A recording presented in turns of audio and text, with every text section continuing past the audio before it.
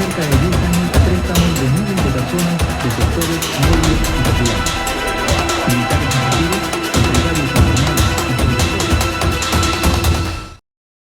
Los delitos financieros son todo acto ilegal, no violento, en el cual hay una pérdida económica.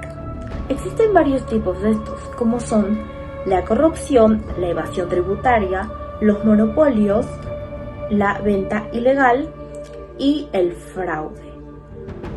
Justamente hablaremos sobre este último, que es el fraude. El fraude es el engaño con tal de beneficiar a una parte involucrada y perjudicar a la otra.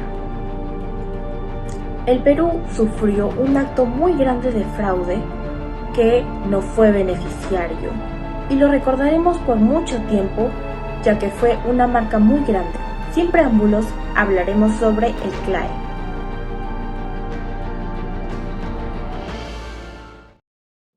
El Centro Latinoamericano de Asesoramiento Empresarial, o también llamado CLAE, fue el fraude económico más importante de nuestro país. Fue provocado por Carlos Manrique Carreño, fundador de este asesoramiento empresarial. Este señor estafó a más de 200.000 personas, recaudando un total de 640 millones de dólares en el acto, con el cuento de que lograrían ganancias imposibles de alcanzar con otras empresas. La idea era tan llamativa que los inversionistas pusieron su dinero en manos de CLAE con la esperanza de lograr estos dichosos beneficios. Obviamente todo era un cuento, una farsa. Este fraude se concretó bajo un método bastante llamativo e interesante, el denominado sistema piramidal. El CLAE comenzó en 1978, pero más que un centro de asesoría parecía una empresa de dudosa procedencia. Esto curiosamente a inicios de la hiperinflación en los años 80. Inició con asesorías y obtuvo ciertas ganancias. Sin embargo, no eran suficientes, pues empezaron a ser escasas. Pero la crisis económica ocasionada por el gobierno de Alan García, la gente vio que podía tener grandes beneficios. Lamentablemente, las personas que pusieron su dinero en el CLAE fueron principalmente amas de casa, miembros retirados de las Fuerzas Armadas y políticos. Obviamente, apostaron por el CLAE básicamente porque no había ninguna empresa que pudiese competir con ellos. Además, ofrecían reembolsos de los cuales eran un 100% de la capital. Máximo apogeo. Continuó así por varios años, pero su máximo apogeo se dio en el año de 1989, pues ocurrió nada más y nada menos que en el punto más álgido de la hiperinflación, y considerando que para las personas el poner su dinero en los bancos era perder su dinero. El CLAE tuvo bastantes clientes, aumentando su interés y relevancia para el ya mencionado. Esto significó un gran empuje, pues ahora el CLAE representaba el 40% de la liquidez del sistema financiero en el país. Solo había una pequeña condición. Las personas depositaron su dinero obligatoriamente, tenían que traer nuevas personas a la banca y con eso obtener más inversionistas. Esto lo lograban a través de un sistema piramidal. Pero la gente se dio cuenta de algo. Todo era perfecto.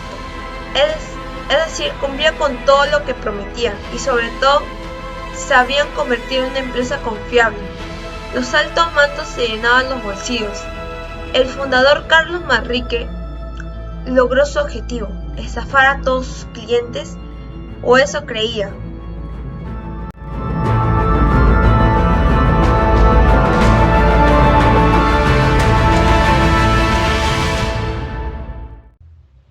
Indicios de fraude.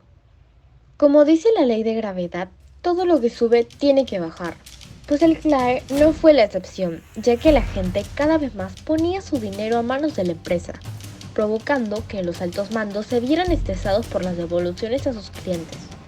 Además, que no se logró ser regulado por la Superintendencia de Banco y Seguro, la SBS, y para agotar la paciencia de Carlos Manrique, algunos de sus ex clientes indicaron que los habían estafado, pero como era la empresa más importante y confiable de ese momento, no les creyeron.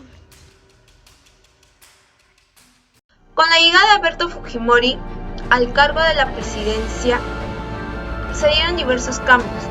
Esto para revertir la crisis económica. Uno de estos fue con respecto al SBS, el cual quiso formalizar al CLAE, el cual trabajaba como una empresa informal, pero Carlos Manrique no podía fundamentar cómo mantuvo su negocio en los primeros años de fundación. Encima no llegaba a requerimientos mínimos para ser formal. El llamado del sistema piramidal había caído y no había manera de revertirlo. Pero ¿qué era el famoso sistema piramidal? Este sistema consistía en que con el dinero depositado por los clientes de CLAE, los denominados claístas, atraían a los inversionistas, con el que los altos mandos obtenían mayores ganancias. Para hacerlo más fácil, pongamos un ejemplo. En una pirámide normal, en la base estarían los clientes o claístas, en el medio estarían los inversionistas y en la parte de arriba estarían los directores ejecutivos o Carlos Manrique Carreño, que sería el fundador de CLAE. Obviamente, cuando la gente se enteró que todo era un fraude, se pusieron muy tristes. Los denominados clasistas se indignaron y pidieron la devolución del ahorro de prácticamente toda su vida. Sin embargo, era muy complicado, pues fueron más de 200.000 los estafados por CLAE.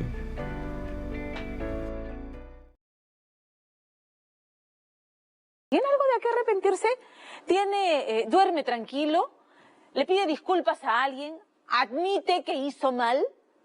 Nosotros entendemos que efectivamente hay grupos a los que no les agrada que CLAE, con hombres del pueblo, como dijo una vez el señor presidente, chinitos y cholitos, estén ahora en un banco o hayan avanzado. Gente que trabajaba todavía, que puso su plata, confió en CLAE y finalmente se quedó sin nada. Exacto. En nada. Yo no me siento Dios ni un sabio para no haber tenido errores. Yo les pido disculpas por haber confiado cuando se nos devolvió CLAE después de haber hecho un pánico financiero.